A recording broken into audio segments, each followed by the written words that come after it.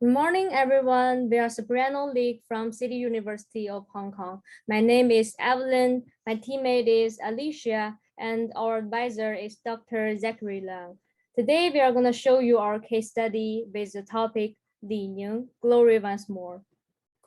This is the structure of our case study. We'll show you 3 remarkable milestones of Li-Ning first. Then with the key question, how does Li-Ning stand out from the competition? We'll dig into 3 key success factors of Li-Ning to answer this question. Lastly, we'll conclude 3 important lessons that we could learn from Li-Ning. Before we dive into milestones, we want to briefly introduce Li-Ning to you, just in case you never heard about this brand. Li-Ning is founded in 1989 by the gymnast Li-Ning, who is also the best athlete of the 20th century. This brand grew rapidly after foundation, reached the peak in 2008, but digressed after 2010. It was back on track after 2014. Its market cap already reached 23.19 billion US dollar in 2022. When it comes to the development path of Li-Ning, it must be mentioned that the 2008 Olympic Games brought the brand glory. At the opening ceremony of the Olympic Games in Beijing, Mr. Li-Ning lit the Olympic torch. As a result, the brand Li-Ning gained not only popularity, but also a new development opportunity. Its gross revenue, gross margin, and revenue in international markets all soared in 2008. In 2015, however, Li-Ning was kind of stuck. It already had 3 consecutive years of losses at that time, which is caused by unclear market position. To solve this problem, Li-Ning created a closed-loop retail operation, transformed digitally, and also ventured into the field of wearable technology. This repositioning was a success. After 2015, Li-Ning gradually became a dynamic brand with fashionable designs. In 2021, Li-Ning met new opportunities after the Xinjiang cotton case. Li-Ning was quick to publicly state that its products use cotton produced in Xinjiang, which has led to a significant increase in brand recognition in China. The revenue climbed by 65%, and the profit grew by 187% under Li-Ning's leadership. The national trend has evolved into a sustainable new business. Li-Ning has experienced several triumphs and tribulations over 3 decades. Li-Ning has taken a significant share of the Chinese market in recent years. However, Li-Ning still faces fierce competition from both Chinese and Western sports brands in terms of market share and popularity worldwide. Among them, Nike, Adidas, and Anta are defined as Li-Ning's main competitors. They for sure have some features in common to beat the market, such as high performance, unique promotion points, and great reputation. And here comes to the question, how does Li-Ning stand out from the competition? Next, I will pass to Alicia for Li-Ning key success factors. Thanks, Evelyn. After experiencing continuous decline, Mr. Li-Ning returned to the company as the CEO in 2015, driving performance restoration and further building a DTC retail system, which is also the key factor attributing to its success. The system contains 3 criteria, that is product design, promotion channels, and retail operation. By defining 3 specific market needs, Li-Ning came up with corresponding solutions that match the topics within the 3 dimensions in the DTC retail system. Thanks to implementing these actions, Li-Ning is able to reach the target audience in a more tailored manner and get greater control over the purchasing process. Next, I will walk you through one by one. Li-Ning realized that Chinese people have become the most prominent fashion consumer in group, and the majority of fashion consumption in China is driven by Gen Z, which accounts for 85%. Their preferences will affect the Chinese fashion industry as a whole. According to the research, the Gen Z are more likely to be shopaholic, and they love to express themselves and share with others. Moreover, The Gen Z have shown their passion in high-performance products and domestic culture, thus inspiring Li-Ning to innovatively change its product design and upgrading. Firstly, Li-Ning has been pursuing breakthroughs and innovations in product technology so as to consolidate the core competitiveness of the brand. It has a global talent team and 2 R&D centers to conduct sports science research and professional design. Li-Ning has many unique patents and it is committed to improving its product technology. For instance, cushioning and arc technology have been widely used in the sneaker lines to provide better user experience. And as a result, a sound product technology system becomes one of the symbolic measures of Li-Ning's brand maturity in recent years. Secondly, apart from traditional sports products, Li-Ning and his team decided to renew its brand image by incorporating more Chinese elements in its design. It has broken away from the old-fashioned national product label and has established its own authentic image in design to cater to the new trend of domestic culture. Containing elements from Silk Road and other national features expressions, Li-Ning spread Chinese culture globally. Also, Li-Ning is not limited to sports brand.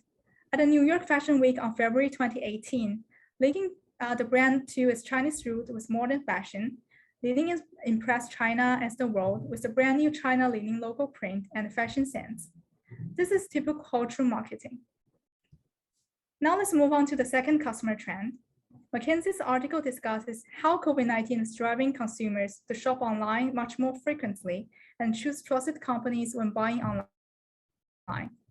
Li-Ning has created a highly sophisticated online shop with its live e-commerce and well-designed promotions to gain trust from Chinese consumers and form long-term relationship with them. Next, I will talk about how effective promotion and sales channels are launched by Li-Ning to conduct omni marketing. Firstly, Li-Ning constructs its physical stores with digital elements. Li-Ning implemented a global digital operation plan in 2018 to construct omni-channel data system.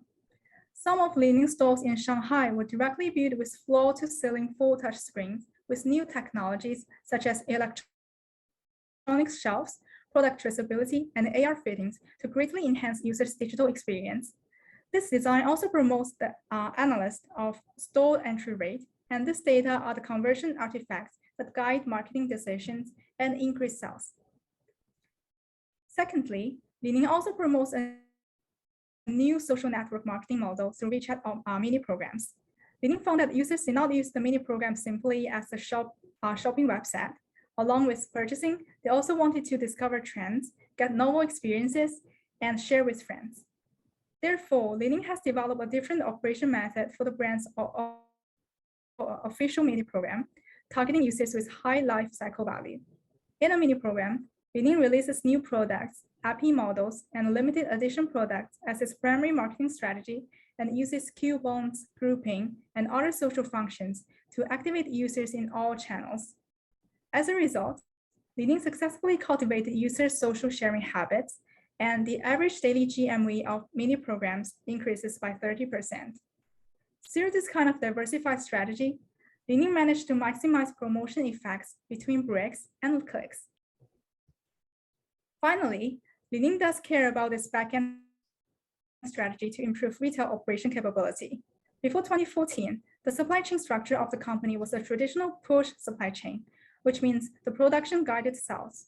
However, the traditional supply chain model can easily lead to a series of problems, such as low transportation efficiency and inventory backlog.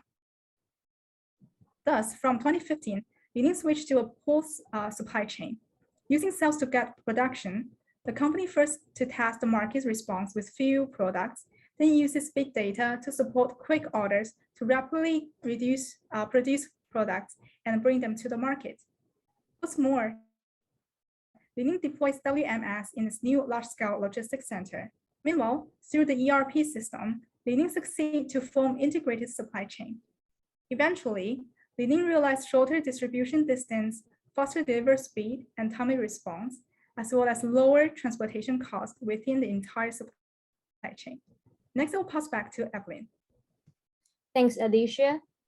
Currently, we identified 3 challenges that Li-Ning is facing The first one is Li-Ning's global expansion is hampered by ideological differences between China and the West. After the Xinjiang cotton issue, U.S. Customs detained Li-Ning because of human rights issues in Li-Ning's supply chain as claimed by the West. NBA stars who have contracts with Li-Ning are being urged to end their contracts. All Li-Ning can do is break the rumors and emphasize universal values when it promotes abroad. The second challenge is Li-Ning's products are too fashion-oriented and they look less professional than the products of its competitors. Our suggestion is that Li-Ning should invest much more on R&D to develop its unique technological products.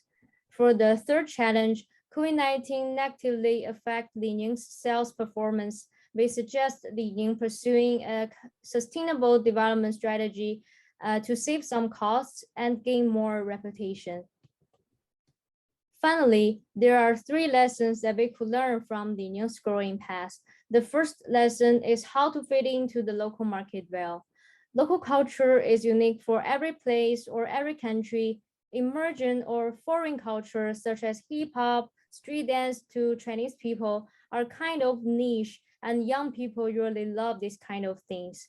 By combining these two together, the brand could find its own unique brand style with innovative local design.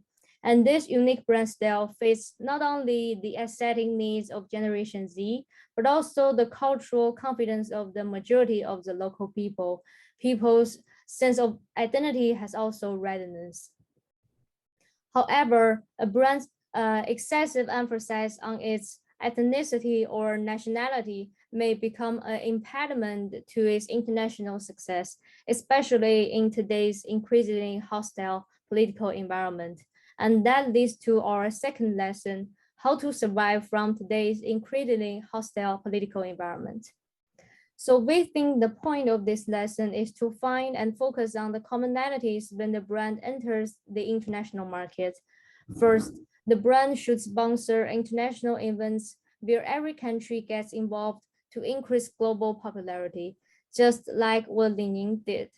Second, when the brand does the promotion abroad, you should put attention on the common values that apply to all the people, or at least the majority, such as the brand's effort on energy efficiency and their ESG responsibility. Finally, we come to our third lesson, how to gain competitive edge in both domestic and international markets. We have 2 dimensions to elaborate this. Vertically, the brand should develop its primary business effectively because that's the premise for brand to expand to another new subsidiary business. We believe Li-Ning's competitors, Nike and Adidas, already done this well. Like what we show you there, Nike ACG products are geared for all outdoor conditions, while Li-Ning still lacks its own strong sports technology. And that could be the reason why Li-Ning's market share is still much smaller than Nike's and Adidas, even in China. Horizontally, to distinguish the brand from the competitors, you should be unique. Li-Ning seems to have done this well in the international market, but in the China market, it's still not quite easy to differentiate Li-Ning from ANTA, another potent local competitors to Li-Ning. To summarize, in this presentation, we first learned the foundation, current market situation, and 3 milestones of Li-Ning. Then with the question, how does Li-Ning stand out from the competition in mind, we explored 3 key success factors of Li-Ning: product design, promotion channels, and retail operation. Ultimately, for 3 lessons that we could learn from Li-Ning, we tapped into them and found the answers together. That's all for our presentation. Thank you for listening.